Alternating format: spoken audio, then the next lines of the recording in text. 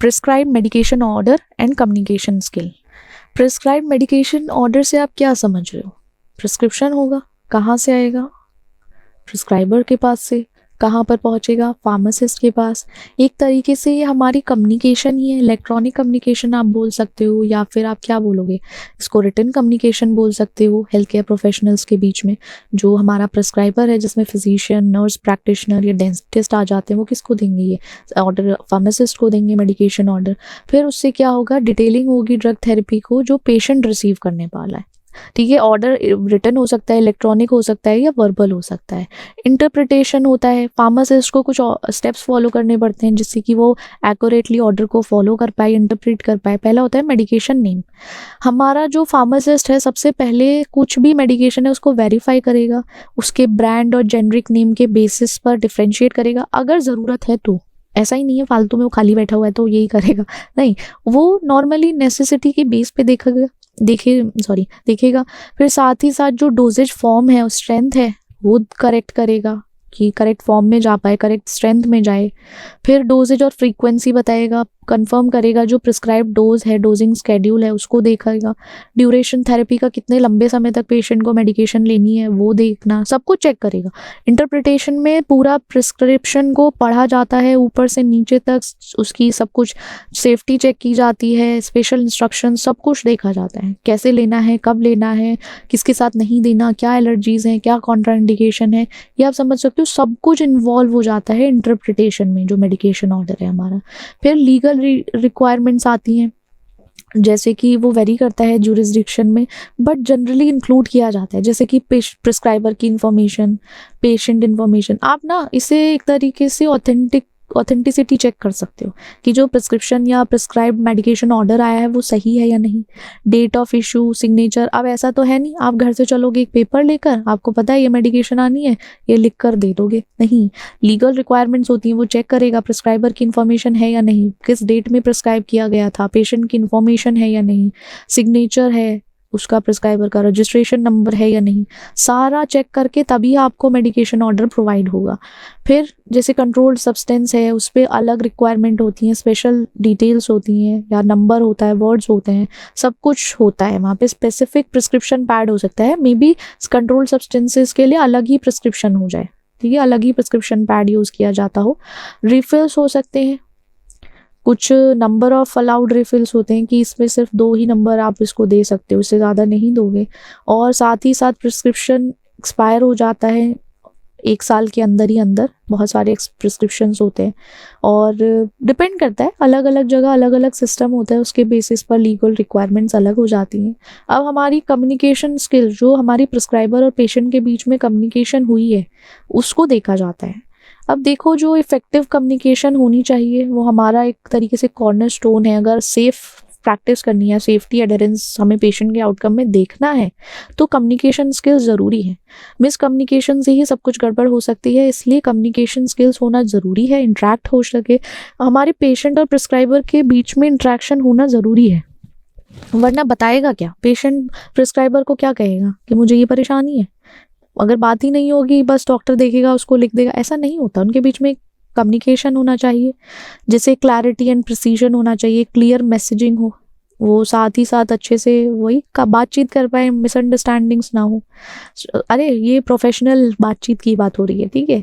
Structured communication है, उसमें कुछ टूल्स यूज़ कर सकते हैं, जैसे SBAR है, ठीक है, वो ऑर्गेनाइज करेगा डिस्कशन को। साथ ही साथ प्रोफेशनलिज्म, एक रेस्पेक्टफुल इंट्रैक्शन होना चाहिए, वो प्रिस्क्राइबर का रोल है, ठीक है, वो मेंटेन करे respect for the prescriber's role.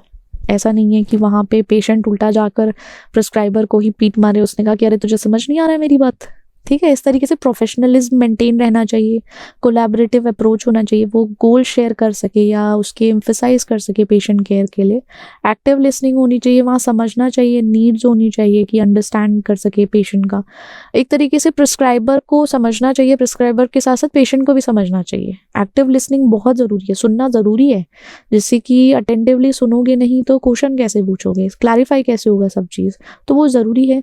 फिर कॉन्फ्लिक्ट रेजोल्यूशंस आ जाते हैं, कुछ एड्रेसिंग डिस्क्रिपेंसीज हो जाती हैं, या एक तरीके से डिस्कस जो कंसर्न करता है टैक्टफुली, वहाँ पे एविडेंस बेस्ड अल्टरनेटिव्स होते हैं अगर ज़रूरत है तो, ठीक है। टाइमलाइंस होती हैं, प्रॉम्प्ट रिस्पॉन्स होता है वहाँ पे, स्विफ्टली इंक्वायरीज या रिक्वेस्ट के बेसिस पे काम किया जाता है, और जो भी सारा इंटरेक्शन होगा वो डॉक्यूमेंट किया जाएगा। रिकॉर्ड रखने के लिए कुछ ना कुछ तो करना पड़ेगा ना, तो उसके लिए डिटेल डॉक्यूमेंटेशन होता है, ट्रैकिंग होती है। साथ ही साथ अब देखो, कम्युनिकेशन जो थी वो प्रिस्क्राइबर के साथ थी, अब पेशेंट के साथ है। हमारा पेशेंट सेंटर्ड अप्रोच होना चाहिए, हमारा जो सेंटर है वो पेशेंट है, उसके बेसिस पर हमारा अप्रोच हो, जैसे एम्पैथी और कंपैशन। आपको समझना है, अपने पेशेंट की ऑटोनॉमी को रिस्पेक्ट भी करना है, आपको सब देखना है।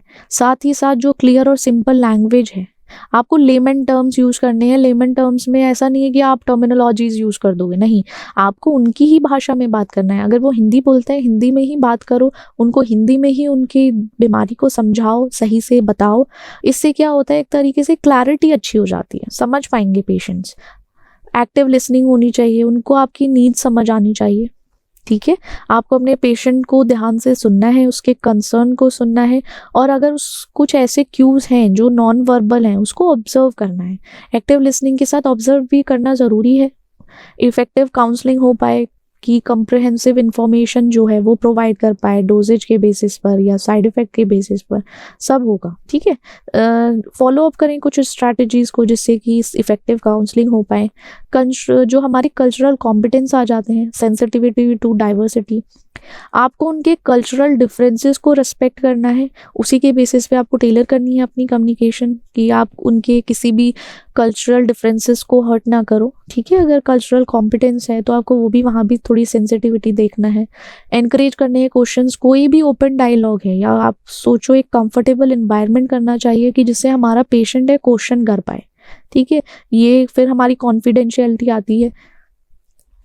कॉन्फिडेंशियलिटी में हमारा प्राइवेट कॉन्वर्सेशन होता है, पेशेंट इंटरेक्शन में उसको आपको मेंटेन करना है, आप उसकी बातें लीक आउट नहीं करोगे।